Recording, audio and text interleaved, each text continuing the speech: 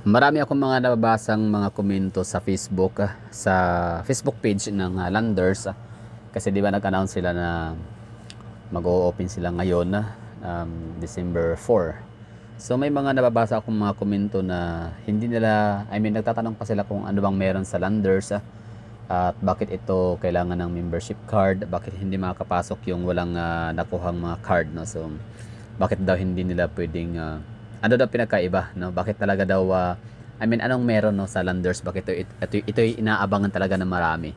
So yun lang, so just in case ba ikaw ay napunta rito sa video na to dahil sa ganung katanungan, so bali ako mayroong maisasagot naman na dyan, no.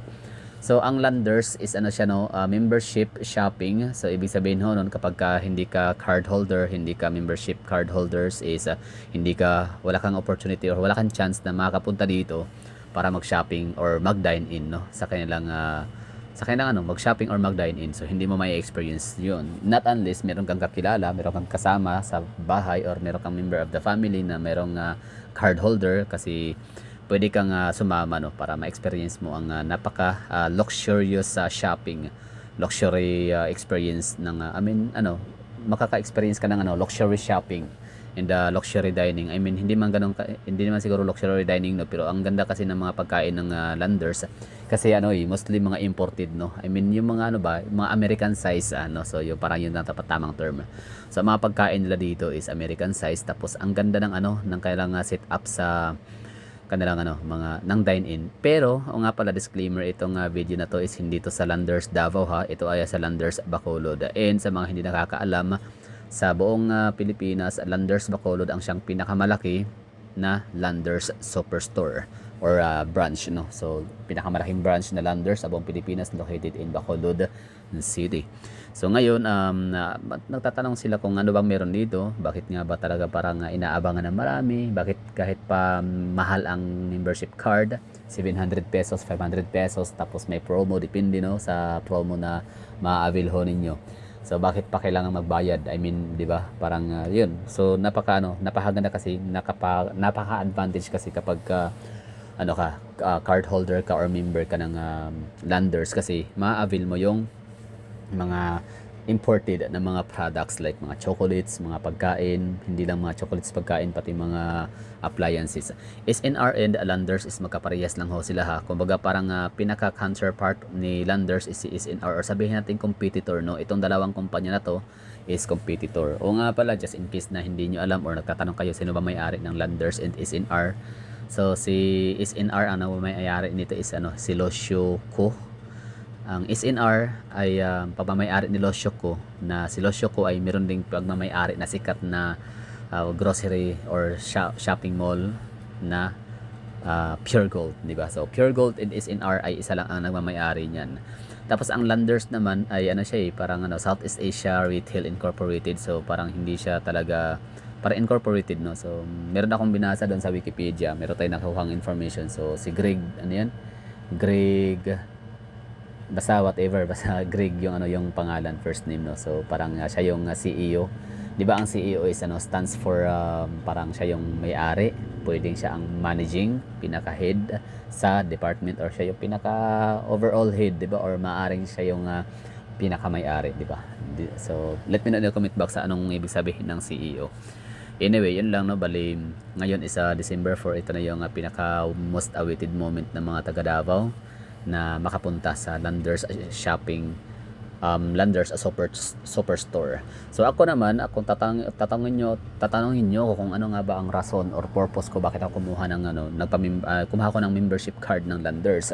Kasi nga nang na-try ko yung Landers sa Bacolod, di hamak na mas maganda, mas spacious, di hamak na mas masarap yung kanilang pizza, although the same lang din naman, mas di hamak na mas masarap ang kape kumpara kay SNR. Yes, membership card holder din ako ng SNR, pero mas gusto ko yung mga pagkain sa Landers. Di hamak na mas masarap, lalo na yung kape.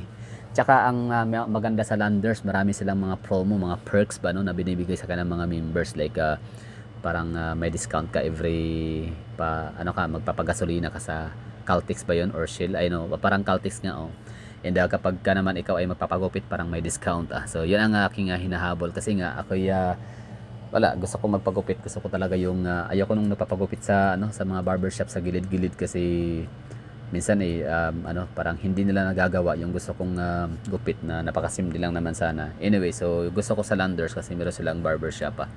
Samantalang sa SNR wala.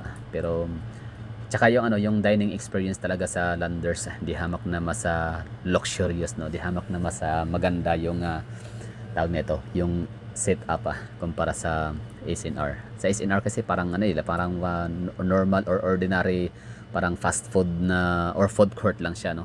Parang food court lang siya ng Gaisano Industry dati. Tsaka yung kung pupunta ka ng Victoria Plaza, parang ganun lang yung yung kanilang upuan tsaka lamisa. Parang wala lang na ordinary lang. Pero samantalang itong sa Landers talagang pinasosyal talaga yung kanilang mga dining area. Well, when it comes to naman mga appliances, parehas lang lahat, no. So buy one take one, may discount talaga lagi. Tapos galing talaga sa Europe and America ang mga produkto. Pero more on Europe ang mga products ko dito. So alam niyo ang kagandahan nitong Landers in the SNR.